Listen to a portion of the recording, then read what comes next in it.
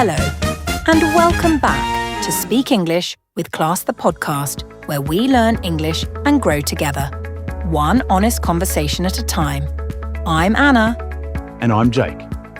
And today, before we say anything else, I just want to say, if you clicked on this episode, we see you, and we're really glad you're here.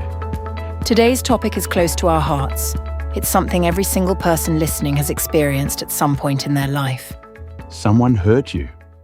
Maybe it was a friend who betrayed your trust, a partner who broke your heart, a family member who said something that cut deep, or a colleague who treated you unfairly. Whatever happened, the pain is real, and you deserve to heal. So today, we're talking about how to heal from someone who hurt you, with honesty, with compassion, and with the English vocabulary to help you understand and express what you're going through. This is real talk, this is heart talk, and this is English class. All in one. Let's go. Jake, I want to ask you something personal, and it's okay if it's a little vulnerable. Go for it. Have you ever been really deeply hurt by someone you trusted?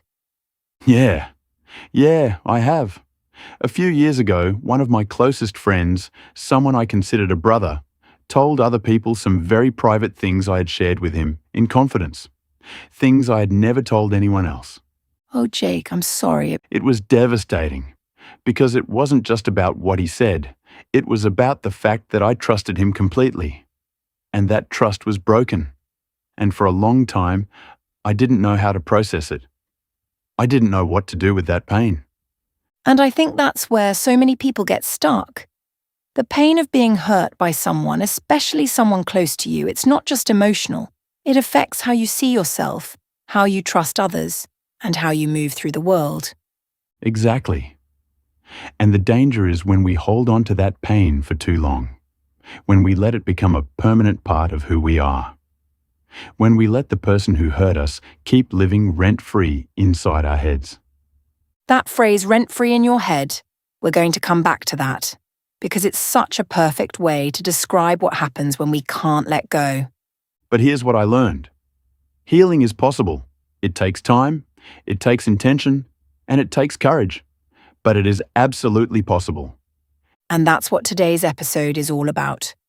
Let's go into our vocabulary breakdown, 10 powerful words and phrases for pain, emotions, and healing in English. Number 1, betrayal.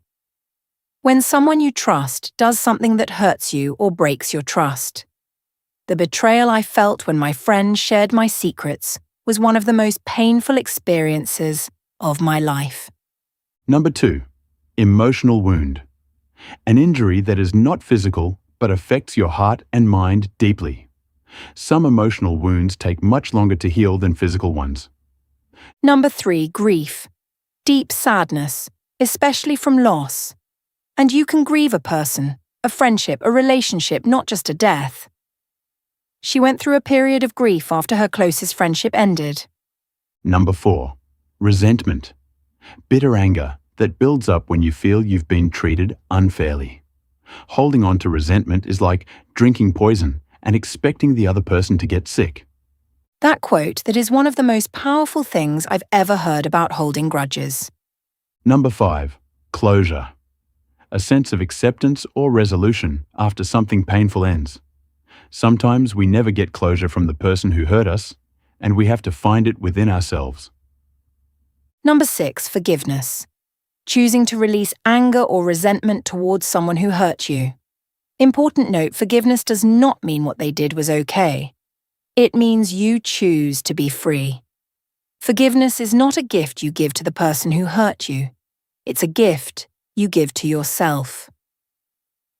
Number 7, boundaries. Limits you set to protect your emotional health. After being hurt, it's healthy and necessary to establish new boundaries in your relationships. Number 8, processing emotions. Taking time to understand and work through your feelings. Instead of pushing the pain away, she spent time processing her emotions through journaling and therapy. Number 9, self-worth. Your belief in your own value as a person. When someone hurts us repeatedly, it can damage our self-worth, but our value was never theirs to take. And number 10, moving forward. Continuing your life and growth after something painful, not forgetting, but not being defined by it either. Moving forward doesn't mean the pain never happened. It means you choose your future over your past. Every single one of those words, they're not just English vocabulary. They're tools for understanding your own heart. 3 powerful tips to help you start healing from someone who hurt you. Tip number 1, feel it fully before you try to fix it. So many people rush to get over it, to appear strong, to move on quickly, to pretend they're fine. But healing doesn't work that way. You have to feel the pain before you can release it. Cry if you need to. Be angry if you need to. Write it all down. Talk to someone you trust. Give yourself full permission to feel. Trying to skip the pain is like putting a bandage over an infected wound. It might look okay on the outside, but underneath it keeps getting worse. You have to clean the wound first. And cleaning hurts. But it's the only way to truly heal. Tip number 2, take back your mental space. Remember when I mentioned rent-free in your head? Here's what that means after someone hurts us. We often replay the moment over and over. We think about what we should have said. We imagine confrontations. We relive the pain. And every time we do that, we give that person more power over us. The healing comes when you decide consciously, deliberately to redirect your thoughts. Every time your mind goes back to that person and that pain, gently pull it back to the present, to what you're building, to who you're becoming. It takes practice, but it works. Think of your mind like a garden. You decide what grows there. You can water the weeds of resentment, or you can plant flowers of new thoughts, new dreams, new possibilities. The choice, every day, is yours. Tip number 3, choose forgiveness for your own sake. This is the hardest one. And I want to be very clear, forgiving someone does not mean what they did was acceptable. It does not mean you have to let them back into your life. It does not mean pretending it didn't happen. Forgiveness means releasing your grip on the anger. Because when you hold on to resentment, you are the one in pain. The person who hurt you has probably moved on. They might not even think about it. But you're still carrying it. Letting go of that anger is not weakness.